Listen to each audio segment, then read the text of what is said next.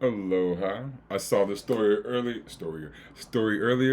and I thought it was pretty interesting. So, did Assad's wife file for divorce? The story of Asama Al Assad. Let's see, Vantage with Palki Sharma.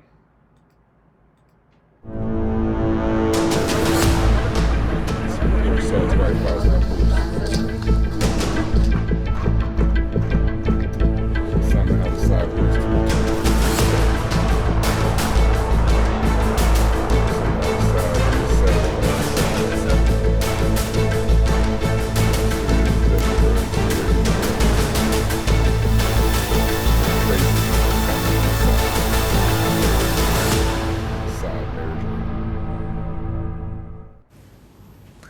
They say when it rains, it pours. Just ask Bashar al Assad, the former president of Syria. 2 weeks ago, his regime collapsed, and now it looks like his marriage may be over.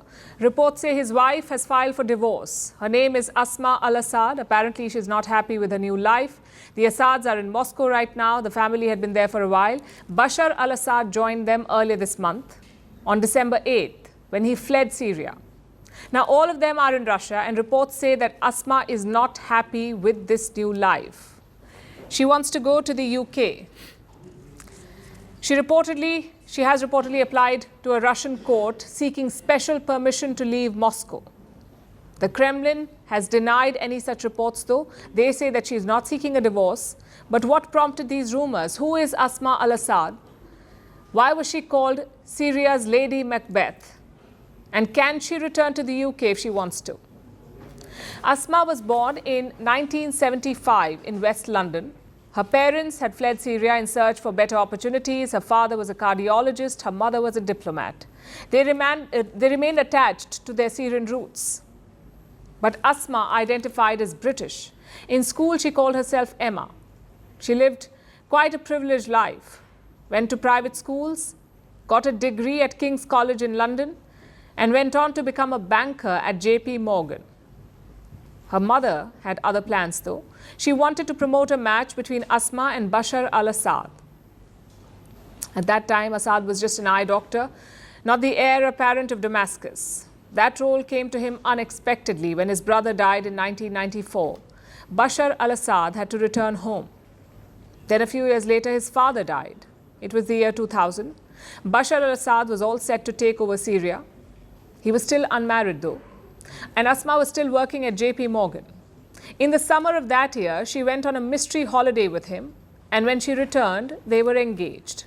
Asma quit her job, she moved to Damascus, and in December 2000, the year 2000, the two got married. It was a low-key affair, no official photos, no mega events. Asma was told that her only job was to produce heirs, and she did. The couple had 3 children. But Asma was talented and ambitious. She wanted to do more. She was a polished spokesperson. She mingled with Western leaders. She traveled the country incognito to understand the needs of her people. Many called her Syria's Princess Diana. She set up multiple charities. She inaugurated galleries. She opened cultural parks. It was termed as Syria's cultural renaissance. And leading it Seems like a pretty cool lady, right? was the First Lady herself. She had support and cheerleaders in the West. A Vogue cover called Asma Al Assad, a rose in the desert. But this rose hid her thorns. Then in the year 2011, the Arab Spring swept across West Asia. Regimes were toppled. There were calls for freedom. In Syria, too, protests broke out against Assad's rule. At first, Asma was silent. Many wondered who would she support, the people or the palace. Soon they got their answer. As protests turned into uprisings, Asma al Assad stood by her husband Bashar. Then came the civil war.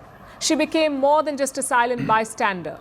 Her charities shifted their focus. They would assist only those who supported the regime. Behind closed doors, she wielded enormous power. She became a trusted advisor to Assad. She launched a PR offensive. She helped funnel millions of dollars. At the height of the war, some emails were leaked. They revealed her spending habits. She ordered Louboutin shoes, designer furniture, and custom jewelry, all while millions of Syrians were dying.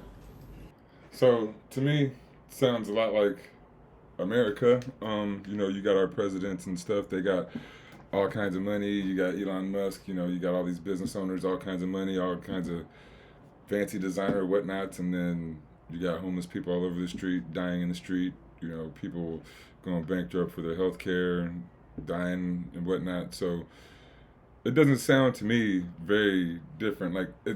So to me, this kind of is you can see the Western spin on this, trying to make her look bad, right? But she's not doing anything different than anybody here. I just find it strange how they act like it's so different when other people do it. The Western media went from loving her to loathing her. She used to be called the Desert Rose, but now she was the Marie Antoinette of Damascus. But Asma did not retreat. While her husband bombed cities, she took a different role. She was the softer face of the regime, a calculated counterpoint to Bashar's brutality. In 2018, news of Asma's breast cancer diagnosis broke. State media crafted a narrative of courage, the first lady battling cancer while her country battled enemies. Away from the cameras, though, her influence continued to grow. She took control of Syria's economy. By 2020, rumors swirled within the regime. Was Asma eyeing a leadership role of her own? There was speculation that she was already making key decisions. 4 years later, the Assad regime has fallen, and now the family is in Moscow. And Asma seems to want out, or so reports say. She wants to return to the UK, the country where she was born. Chances are it won't be a grand affair. UK officials say she won't be welcome anyway. She may also be charged for the war crimes committed in Syria. So Asma's story remains a paradox. She began as a symbol of hope and progress, a potential bridge between the West and the Arab world. But she's also linked to Syria's darkest chapters, complicit in the destruction of an entire nation. Was Asma Al Assad merely a product of circumstance, or was she an active participant? Well, this story is still being written. At the height of the war, some emails were leaked. They revealed her spending habits.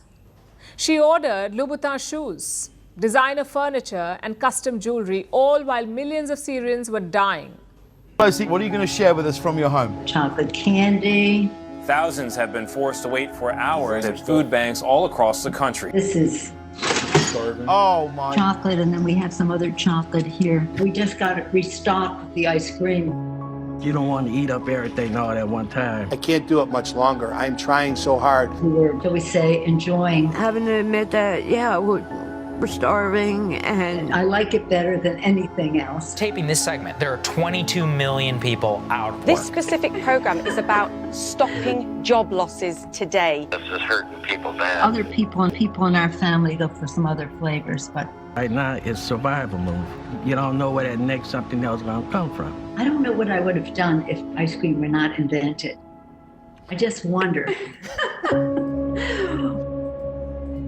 So, I mean, what's the difference in Nancy Pelosi and our bourgeoisie, our rich folks, eating it up, living well, while our poor people are dying in the streets? It's the same there. At least they got a war going on. We don't even have a war, and we let our people die in the streets. So, I mean, yeah, so that's just I like to watch world news that's a little bit of a Western view on... Oop, hold on. All right, well, gotta go.